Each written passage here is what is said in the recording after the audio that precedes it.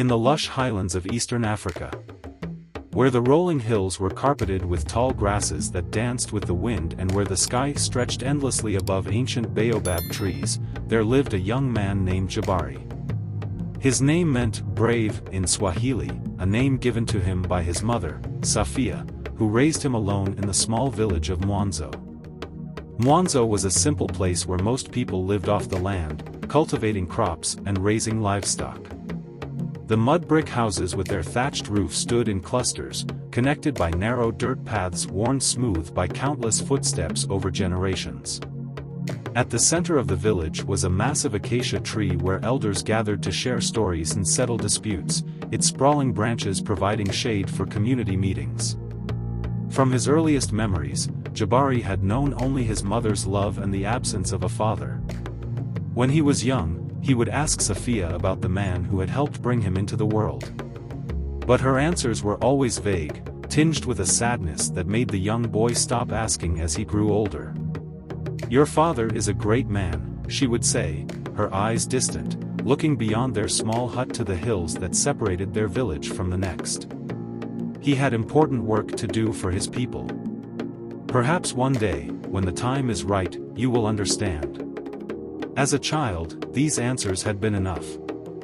But as Jabari grew into adolescence, the absence of his father carved a hollow space within him that nothing seemed to fill. He watched as other boys learned from their fathers how to hunt, how to build, how to become men of respect in their community. Jabari had only his uncle Kofi, his mother's brother, who taught him what he could during his infrequent visits. Despite this void, or perhaps because of it, Jabari grew into a diligent young man. He worked harder than most, waking before dawn to tend to his mother's small farm before attending the village school. After classes, while other boys played games or lounged in the shade, Jabari would help neighboring families with their work for a small payment, saving every coin in a wooden box beneath his sleeping mat. "Why do you work so hard, my son?" Safia would ask, concerned by the dark circles under his eyes. "Because one day, I will build us a better house," he would reply. But in the privacy of his thoughts, Jabari harbored another dream: to travel beyond Mwanzo, to see the world outside their village, and perhaps, to find some trace of the man who had given him life. Stories traveled between villages carried by traders and wanderers, and Jabari listened intently whenever visitors came to Mwanzo. There were many tales of a man named Adolfo from the larger village of Tumaini beyond the hills. Adolfo was said to be a master craftsman, a skilled mediator, and a wise leader who had transformed Tumaini from a struggling settlement into a prosperous center of trade and learning. "He arrived in our village many years ago," an old trader told Jabari one evening, as they sat by the community fire. "A stranger with nothing but the clothes on his back and tools in his hands. Now, he advises our chief and his work is sought after in lands far beyond our own." As Jabari grew into manhood, these stories of Adolfo fascinated him. There was something in the descriptions of the man's quiet strength and wisdom that resonated with him, though he could never explain why. Perhaps it was because Adolfo had come from nothing, just as Jabari felt he had, and had made something meaningful of his life. When Jabari turned 18, a pivotal opportunity arose. A messenger from Tumaini arrived in Mwanzo, seeking young apprentices to train under the master craftsmen of the larger village. The chosen few would learn valuable trades and bring their skills back to benefit their home communities. That night, Jabari approached his mother with determination in his eyes. "I want to apply for the apprenticeship in Tumaini," he announced as they sat eating their evening meal. Safia's hand trembled slightly as she set down her bowl. "Tumaini is far, my son. And you have never been away from Mwanzo." "I am not a child anymore, mother. I need to learn skills that will provide for us better than farming this small plot of land. And..." He hesitated, "I have always wanted to see what lies beyond these hills." Safia looked at her son, tall and strong now, with keen eyes that reminded her so much of another man she had once loved. She knew this day would come, had perhaps been preparing for it since Jabari was born. "If this is what you truly want, I will not stand in your way," she said finally. But remember who you are and where you come from. The blood that runs in your veins is that of honorable people. 2 weeks later, Jabari was among the 5 young men selected for apprenticeship. With his few possessions wrapped in a cloth bundle and his mother's blessing, he set off on the 2-day journey to Tumaini, his heart both heavy with leaving home and light with anticipation. Tumaini was everything the stories had promised and more. Built at the intersection of 2 rivers, it was a bustling center of activity with a marketplace that drew traders from distant regions. Houses of stone and wood-lined streets that had been carefully planned rather than having grown organically over time like in Mwanzo. There was a school built of brick, a communal granary larger than any Jabari had seen, and at the center, a grand meeting hall where important matters were discussed. The apprentices were assigned to different master craftsmen based on their aptitudes. Jabari's strong hands and careful attention to detail led him to be placed with a carpenter and woodcarver. When he was told the name of his master, his heart skipped a beat. "You will train under Adolfo," the village elder told him. "Consider yourself fortunate. He rarely takes apprentices, but something about your work sample caught his attention." Jabari could hardly believe his luck. He would be learning from the very man whose stories had captivated his imagination for years. But nothing prepared him for his first meeting with Adolfo. The master craftsman's workshop was set apart from the others, nestled against a small grove of trees at the edge of the village.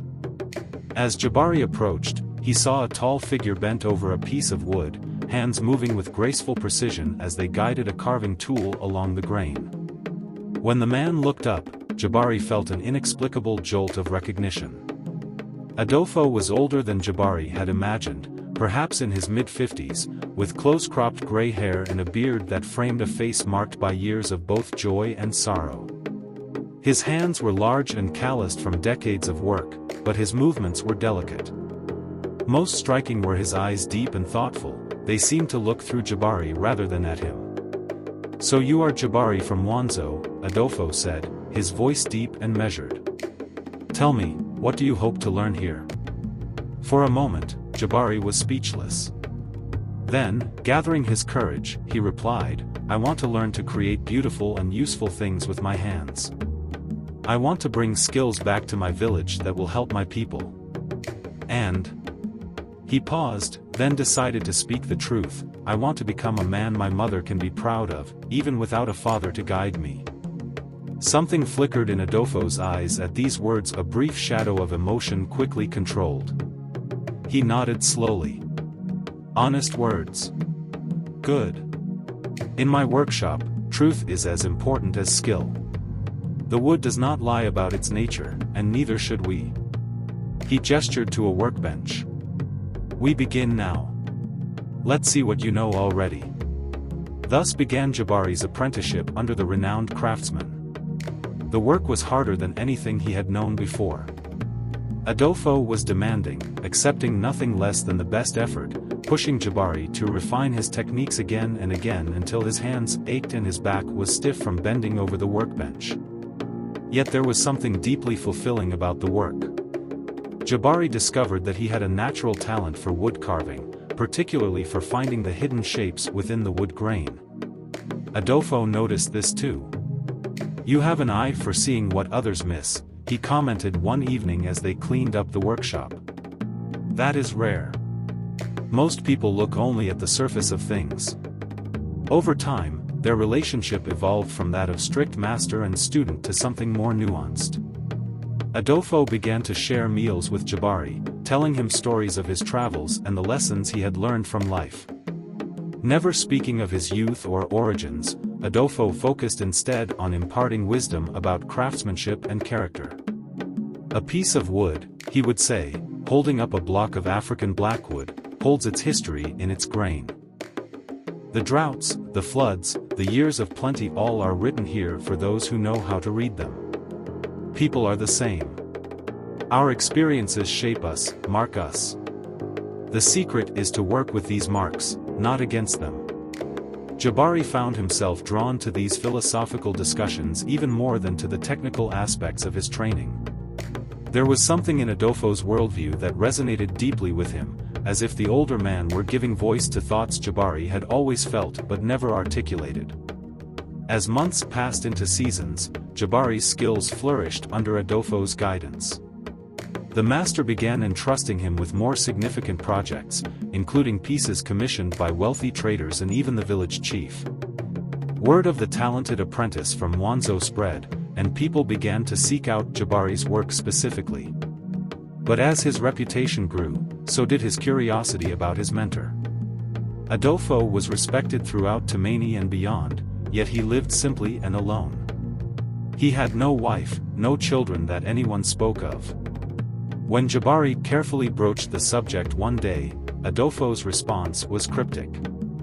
"Family is complicated," he said, his hands continuing their steady work even as his voice took on a distant quality. "Sometimes, the choices we make for those we love require great sacrifice." The answer only deepened Jabari's curiosity, but he sensed this was not a subject to press. Instead, he focused on his work and on absorbing everything his mentor had to teach. The turning point came during the third year of Jabari's apprenticeship. A severe drought had gripped the region, leaving crops withered in the fields and water sources reduced to muddy trickles. Food grew scarce, and tensions rose between villages competing for diminishing resources. The chief of Tumaini called a council to address the crisis. As one of the village's most respected figures, Adolfo was asked to attend, and to Jabari's surprise, his mentor requested that he accompany him. "You have earned the right to participate in matters beyond the workshop," Adolfo told him.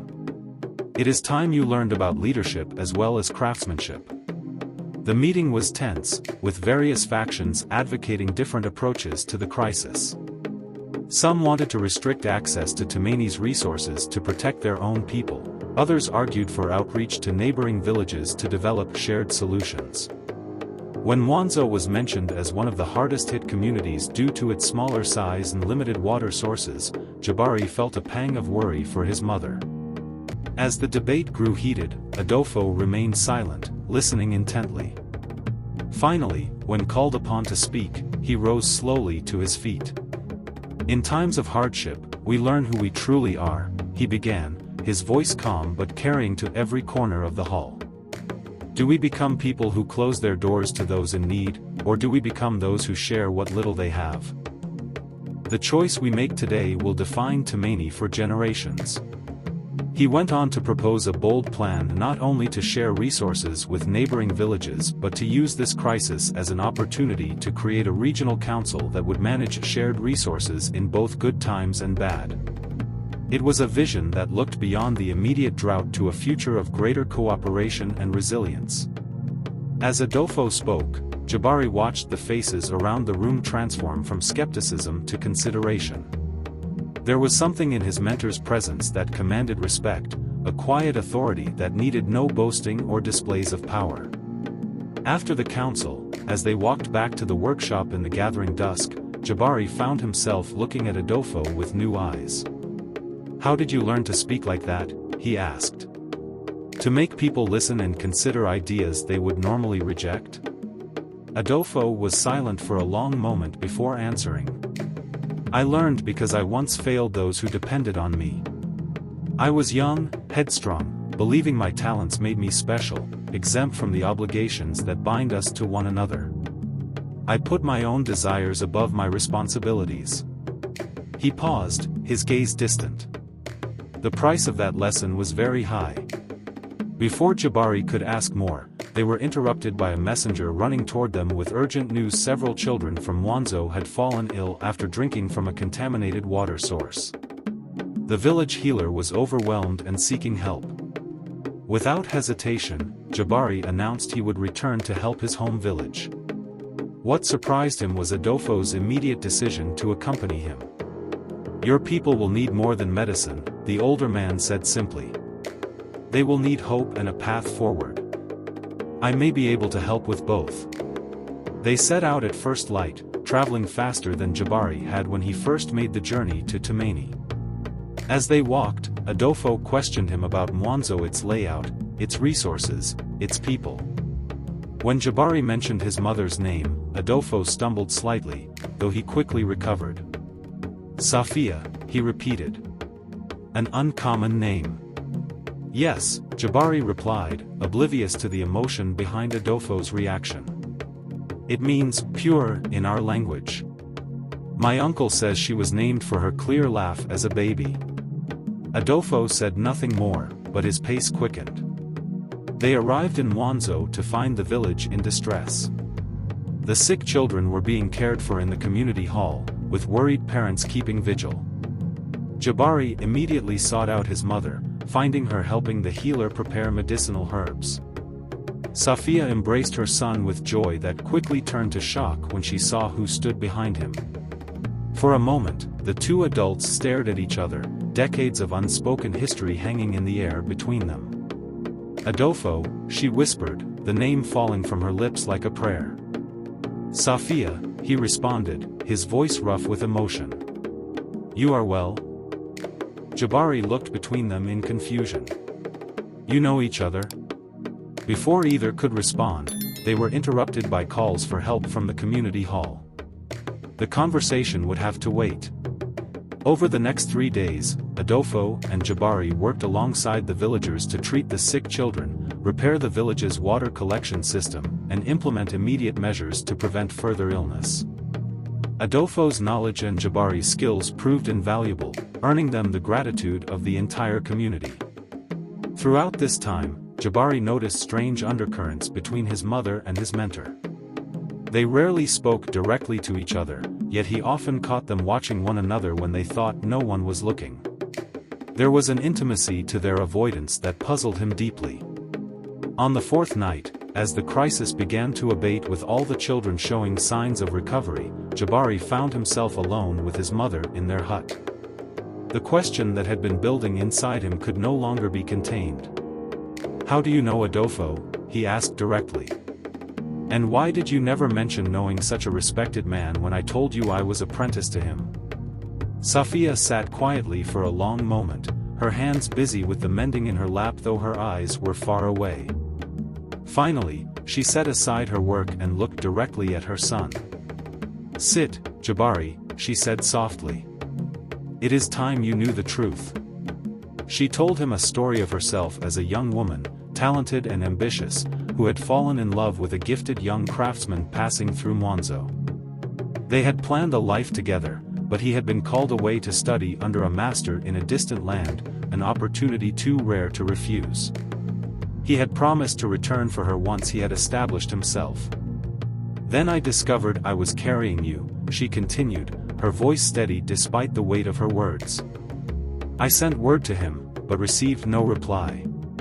As months passed, I accepted that he had chosen his craft over us and determined to raise you alone, with pride and love.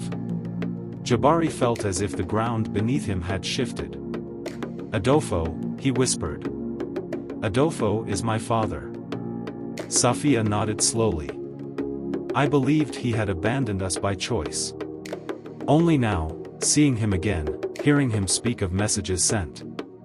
I wonder if my words ever reached him. Jabari's mind raced, piecing together fragments of conversations, glances, lessons that suddenly took on new meaning. The recognition he had felt upon first meeting Adolfo.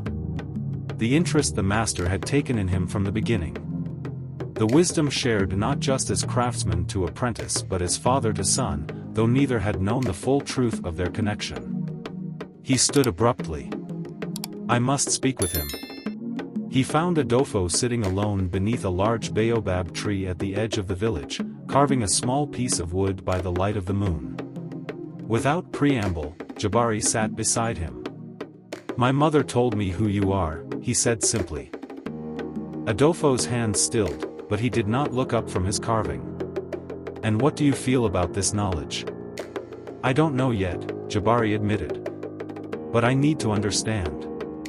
Did you know? All this time we've worked together, did you know who I was? Adolfo set aside his carving and finally turned to face his son. I suspected from the moment I heard your name and village. When I saw you, I was certain you have your mother's eyes but my hands.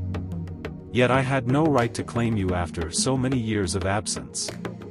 So I did the only thing I could, I taught you everything I know, hoping that my knowledge, if not my name, would be a worthy inheritance. Why didn't you come back? Jabari asked, the question that had haunted his childhood finally spoken aloud. I did, Adolfo replied quietly. 3 years after leaving, I returned to Mwanzo with everything I had promised: skills, reputation, means to provide. But I was told that Safia had moved on, had married another man and left the village. I searched for a time, but eventually accepted what I thought was her choice. He sighed deeply. Only yesterday did I learn this was a lie told by her father, who disapproved of me and intercepted the messages we sent to each other. They sat in silence for a long moment, absorbing the magnitude of this revelation, a life-altering misunderstanding that had shaped both their destinies. What happens now? Jabari finally asked.